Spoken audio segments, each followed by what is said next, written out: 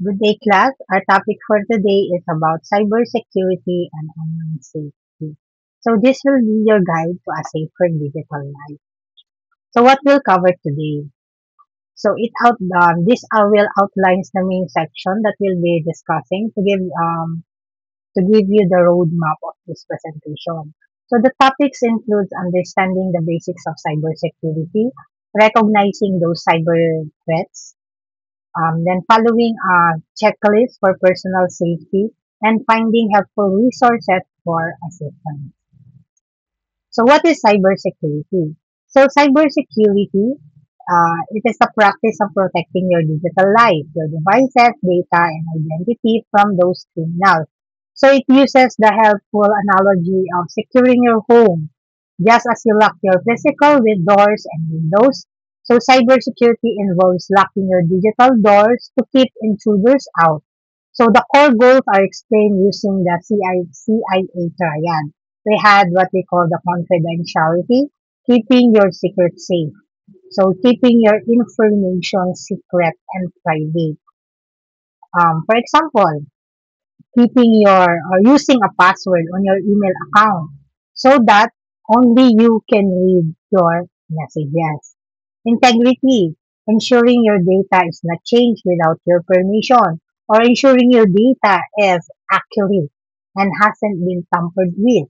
So this way you are preventing a hacker from changing any information. For example, you want to use your bank account number to transfer money online. So through the use of cybersecurity, the integrity, we are ensuring that you are preventing a hacker from changing the recipient's bank account number in your online money transfer you are making. Availability, making sure that you can access your data when you need it. So, you need to protect your computer from ransomware attack that would lock you out of all your important files. Common cyber threats. So, cyber criminals, ito yung mga criminal sa cyber na gumagamit ng mga tricks para makapagnakaw ng mga information, ng pera, ng identity. So, meron tayong tatlong major category, kagaya ng malware, phishing, and social engineering. So, number one, threat one, malware. This is a malicious software. So this software is designed to harm your device or steal your data. And it breaks down into three common types. We have what we call the viruses. The viruses, it is attached to other programs to spread. So these viruses, they attach themselves sa mga devices or sa mga program para maka-spread sila sa mga from one devices to another. For example, nag-download ka ng free software galing sa untrusted na website. Pero hindi mo pala alam, meron palang nakatago doon sa loob na virus. Na once na na-download mo, na-install mo yung program na yan doon sa computer mo or doon sa device mo, it copies itself to other files on your computer and can even email itself to your contacts. Number two, ransomware. Ang ransomware, it locks your files and demands a ransom payment to unlock them from the word ransom, di ba? Yung ransom money, kumbaga.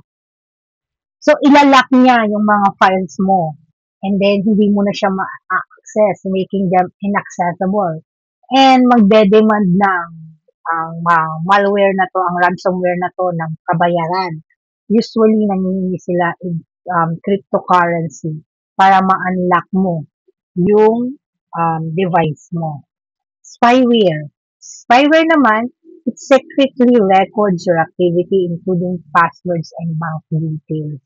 So, kailangan maging maingat po tayo lalo pag gumagamit tayo nakikigamit tayo sa mga computer shop.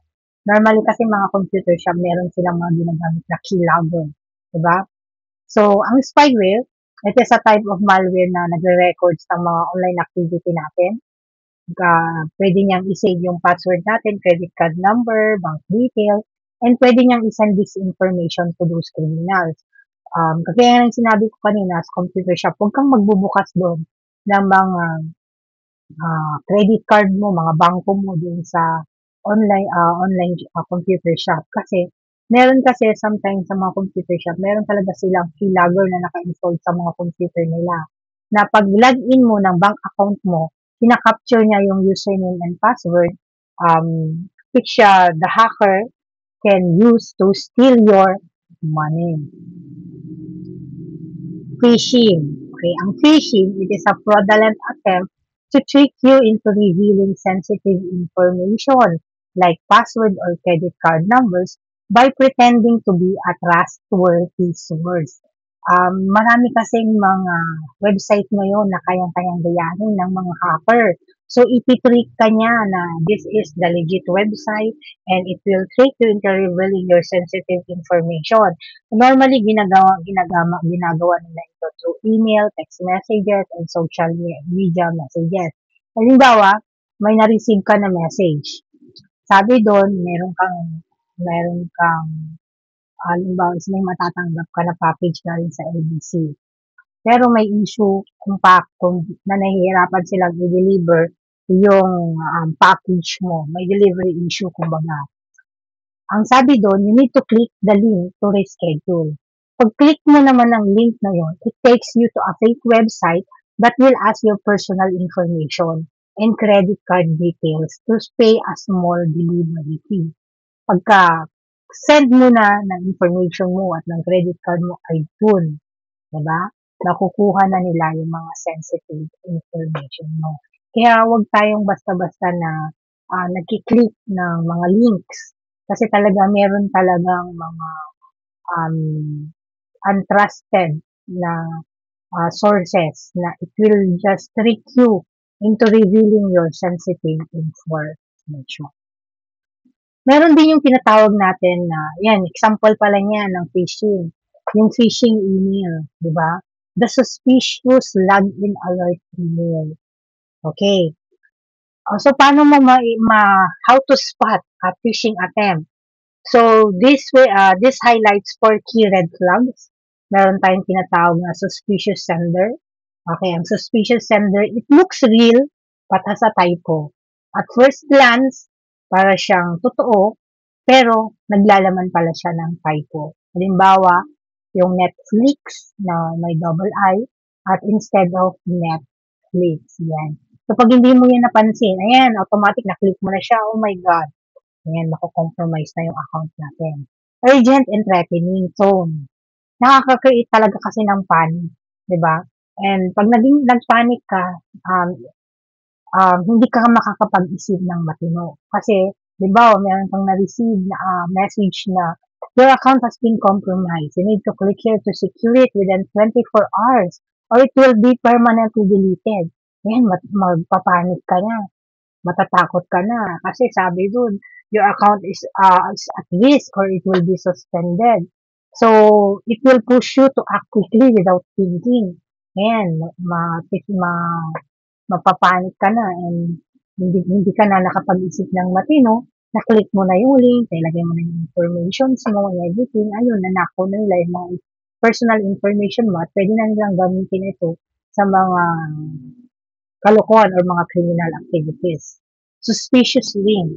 The link in the bottom goes to a fake website, not the official one. So, meron kasi mga suspicious link.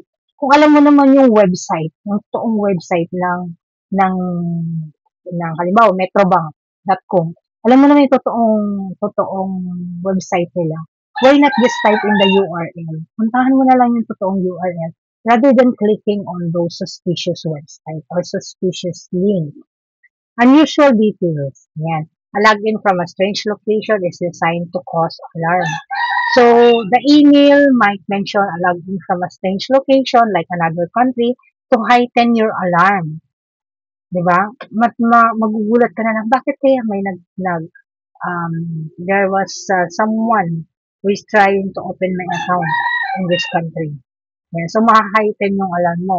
So, we need to always think or we always to remind ourselves the number one rule is to never click the link. Go directly to the official website instead. So huh? Don't or never click the link in a suspicious email. Instead, go directly to the official website by typing the address in your browser. Your para masigurado na safe yung um, mga accounts natin. Hindi nila basta-basta mananakaw. So we have here some personal cyber safety checklists. So these are the simple steps to significantly boost your online safety. We have checklist part 1, passwords and the two-factor authentication. Checklist part 2, clicks and connection.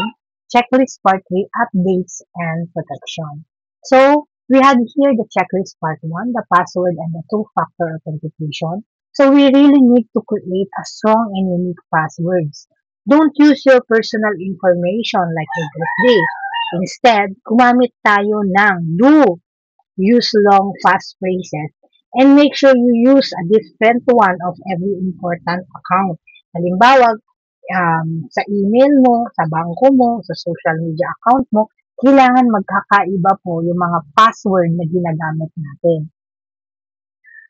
And then, wag daw nating gagamitin yung pangalan natin or your birthday natin sa pag-create ng password. Pero pwede rin naman kasi ginagamit ko naman yung past birthday ko sa pag-create ng password ko. Pero I just added a little bit na mga special characters like the dot, the at, number sign, exclamation point, question mark. Ginagamit ko yung mga yun para hindi pa rin po siya madaling ma-hack. And we should always enable the two-factor authentication because this still adds a crucial second layer of security to your accounts. So after entering your password, excuse me, diba, nanghihingi siya ng a second piece of information to log in. Halimbawa, siguro na-experience naman lagi siguro to pag nagla-login tayo sa mga Google accounts natin. Pagka-enter natin ng mga password natin, nagsisend siya ng 6-digit code either to your phone or to your, kung saan nakalink yung Gmail mo, doon siya nagsisend. So, you must enter this code to get in. So, to prove na ikaw talaga yung gumagamit ay may-ari ng account na yun. Checklist part 2, clicks and connection. So, think before you click and share. So, we need to be skeptical of offers that seem too good to be true because they probably are. Always hover over links to see the real destination before you click. And also, adjust your social media privacy settings to friends only to control who sees your information. Huwag po natin gawin nakapublic lahat yung mga information natin, especially dun sa ating mga social media account. I-try pa rin natin na yung pwede makakakita lang ng mga information natin is yung mga friends lang natin.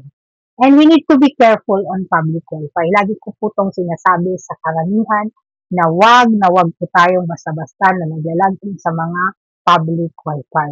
Kung maglalagin man tayo sa mga public Wi-Fi, maaari na manood din lamang tayo sa mga YouTube channel. Pero i-avoid po natin na nagbubukas ng mga naglalagin sa mga banking or mga sensitive sites na kasi pag nagamit natin yung bangko natin using public Wi-Fi, maaari kasing makompromise yung mga bank account natin. For example, pumunta ka sa isang coffee shop or doon mismo sa airport, kailangan mo nang tignan yung bank balance mo. So, para sa akin, it is still safer to use your phone's mobile data kesa yung paggamit mo ng mga free Wi-Fi. Diba? Kasi there will become a possibility kasi na pag open mo ng bank account mo is nandun pala si hacker gumagamit din. So, a hacker could potentially intercept your login details. So, pwede niyang manakaw yung mga information mo. So, kung gagamit ka naman ng mga public Wi-Fi, kailangan matuto rin tayo na gumamit ng mga VPN o yung tinatawag natin po na Virtual Private Network para ma-encrypt po yung connection natin at maging safe po tayo sa mga hacker and para maging safe at hindi ma-compromise yung mga accounts natin. Checklist part 3, updates and protection. So we need to keep our devices updated. So software updates often contain critical security patches that will fix those weaknesses that a hackers can exploit. So it is best to turn on automatic updates for your computer, phone, and apps. Ang isang halimbawa nito is, halimbawa yung cellphone mo is nag-update yung iOS niya.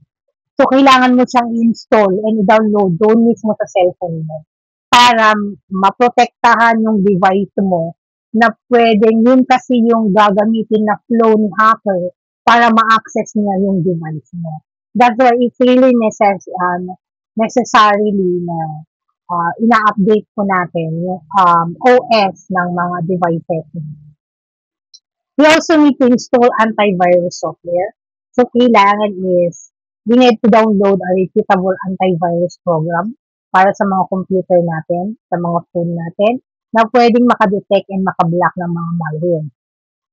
Kasi pag naka-download ka nito, i-try mo lang, halimbawa, naka-download ka no, nakapag-install ka na sa cellphone mo. And then, i-try mo lang na mag-install ng isang file na may virus. So, since yung device mo is may antivirus software, nade-detect na niya yung threat.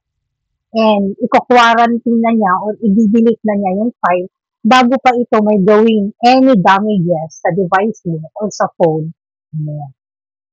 So, what if I become a victim? So, paano kung naging biktima tayo? Diba? If you become a victim of cybercrime, it's important to report it to the proper authorities. So, in the Philippines, the primary agency is the NBI Cybercrime Division.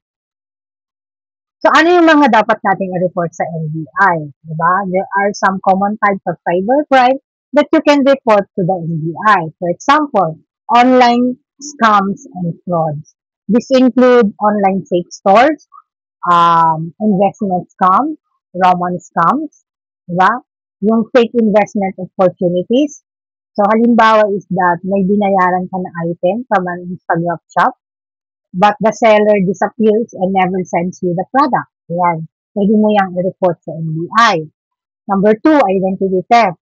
When someone is using your details to open account or when someone uses your personal details fraudulently, di ba? So, ang example din is may isang criminal na gagamitin yung pangalan mo and gagamitin niya yung ninakaw ng picture mo para makapag-create ng social media account, para makapag-scam siya sa mga kaibigan mo. Yan. So, pwede mo yung i-report na it is an identity theft para kung halimbawa man is meron na siyang nahingan ng pera, meron na siyang na-scam na kaibigan, is hindi po ikaw yung babagsakan. Kasi alam nyo at alam na isumbong mo na may gumamit ng yung identity or your personal details, your name, your information, and your pictures without your knowledge. Hacking. Unauthorized access to your account or devices. For example, when someone guesses your password and takes over your Facebook account, and then mamaya mag-send na siya ng mga malicious links to your friends. So, pag na-hack yung account mo, pwede mo pa rin po itong i-report sa NBI. Especially kung may mga sinesend na siya ng mga pictures na for your eyes only dapat. Kaya iwasan po natin yung pag-send ng mga ganyan-ganyan sa mga kaibigan natin. Kasi, or pag-save ng only me sa gallery natin, sa mga social media account natin. Kasi once na na-hack yung account natin, pwedeng ma-compromise, pwedeng makita ng hacker, pwedeng i-send niya sa mga kung sino-sinong tao. Yan, di ba? Ay masisira na yung credibility mo at pagkatao mo. Lastly, cyber libel and online threat, so false statements or harassment. So, spreading damaging false information about someone online or sending them threats. Ayan. So, nagpo-fall po yan sa cyber libel and online threat. Halimbawa, meron kang ex na jowa, di ba? Nag-post siya ng mga mali at mga malicious rumors about you on public forum para madamage yung reputation mo. Pwede mo po siyang kasuhan ng cyber libel Ngayon, kasi sinisiraan ka na niya eh. Nagsisend na siya ng mga maling information about you. So, masisira na yung pagkatao mo dahil sa mga sinend niya ng mga ganun. Kaya kailangan tayo maging maingat lagi kung ano man yung mga pinopost-post natin. Kailangan tayong maging maingat sa mga binibisit natin ng mga site. Kailangan tayong maging maingat lagi sa pag-click ng mga links yan. And kailangan pa rin tayong maging maingat kahit sa totoong buhay na kahit kilala mo yan, kilala mo pa yan, di ba? Kung nahack mo yung account mo, gusto kanyang gawa ng isang kwento or gusto kanyang gawa ng isang dami account para masira ka, pwedeng-pwede kasing gawin yun ng kahit sino. So, kung nangyari man po sa inyo, yung kahit isa dito, pwede nyo po siyang i-report sa NBI para matulungan ka po nila na maayos yung problema. So, paano magsumbong? Okay, how to report a cybercrime? Okay. So, first, you need to gather your evidence. You must take screenshots of messages, URLs, and transaction records and preserve everything. So, kailangan, you must preserve everything. Di ba? I-preserve mo kung ano yung mga screenshot na yan, mga messages na yan, conversation, mga profiles, or any transaction records. Kailangan maganda yung pag-gather mo ng mga evidence. Then, report to the platform. Report the scam on the website or app where it happened. Halimbawa sa Facebook man yan o sa Instagram na nangyari yung crime na yan. Then you need, kung bangko naman yan, you need to contact your bank. If money was lost, call your bank's fraud department immediately to report the transaction and see if it can be reversed. Kasi pag na-compromise halimbawa yung bank account mo, it is much better to report it immediately to the bank. Actually, yung mga bangko ngayon, they are very smart nowadays.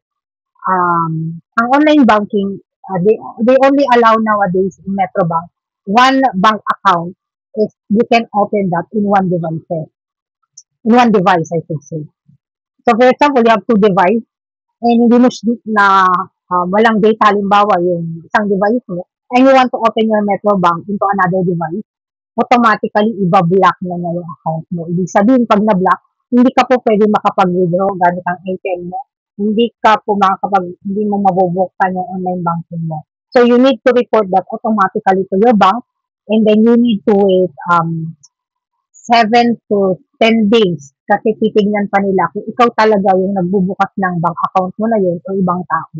So, very strict na sila ngayon kasi nangyari sa akin yan before, nung nasira kasi yung cellphone ko and I need to open my Metrobank account, online banking into my new phone, it automatically nag-block yung online banking ko. Akala ko online banking lang. So, when I went to the Metrobank ATM, magwi-withdraw ako, pati pala yung ATM ko is naka-block.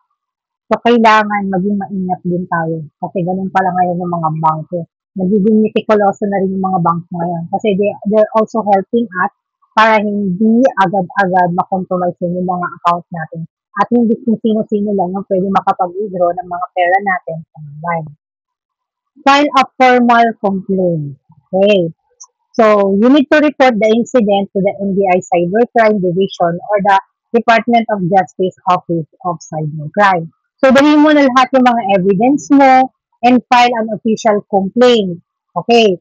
Yung nagather mo ng mga evidence, dalhin mo na doon. And doon ka na mag-file ng complaint kung ano man yung mga kaso na gusto mong ikaso dun sa gumawa sa'yo ng hindi maganda online. So, these are the useful official resources, diba? These are the key governments and agencies and laws in the Philippines that deal with cybercrime, serving as a resource for victims. It includes the NBI Cybercrime Division, nbi.gov.ph, the Department of Justice of Cybercrime, or the DOJ.gov.ph, the PNP Anti-Cybercrime Group, or ACG, and reference to the Cybercrime Prevention Act of 2012 or the RA 10175. So, key takeaway, you need to be proactive. So, good security is a habit. Cybersecurity is an ongoing habit, not a one-time fix. So, we need to be proactive. Think before you click. Skepticism is your best tool. So being skeptical is your best defense against scam. Don't forget that, huh? Being skeptical is your best defense against scam. Use strong passwords and two-factor authentication. So these are your primary defenses. So these are your most important digital locks. Okay, your strong password and your two-factor authentication are your two most important digital locks. Update your devices. It's one of the easiest and most effective safety measure. So this is an easy and highly effective way to stay safe and know where to get help if you have it. Report incidents to the NBI Cybercrime Division if you become a victim. So that concludes our discussion for today. If you had any questions, any queries, any clarification, you can send me a message in our GC. I will be looking at it. Diba? Hindi naman po siya 24/7, but I will be looking at that Monday to Friday from 8 a.m. to 5 p.m. So if you have any clarification, just email me. And that concludes for today's discussion. Thank you and have a blessed day, everyone. Sana meron kayong natutunan dito sa ating topic ngayon dahil alam ko na lahat tayo is nasa cyber world na ngayon. So, kailangan tayong laging maging maingat sa pag-visit natin ng mga website dahil mahirap kasi yung mako-compromise yung mga account natin. And sa mga kababaihan diyan, sa mga student ko, ng mga jowa, hindi po yung pagbibigay ng password natin is the way of showing how we love a person is, di ba? Hindi yung sasabihin niya, okay, bigyan mo sa akin yung password kung totoong mahal mo ako. Hindi po yun yung way ng pag-show ng love. Iwasan po natin na nag-share tayo ng password sa kahit sino man. Kasi that is your privacy kasi yan eh. Data Privacy Act, di ba? Privacy mo yan as a person. It is your private property that you don't need to share it to anyone. Kahit pa sabihin mong jowa mo pa yan. And sa mga ladies out there, please avoid sending any pictures, mga videos. Okay, makikipag-video call na may ginagawang hindi maganda kasi na-screen record na po yan. Huwag po tayong mag-share ng mga pictures na hindi kagandahan, hindi maayos. Kasi pwede po nilang gamitin yan para sirain yung pagkatao natin. And kailangan maging maingat po tayo lagi sa pag-visit ng mga site, sa pag-click ng mga links, sa panunood, pag-install, pag-download ng mga application para maiwasan na makompromise sa mga account natin. And always remember, you always need to think before you click. Have a blessed day, everyone. Ciao!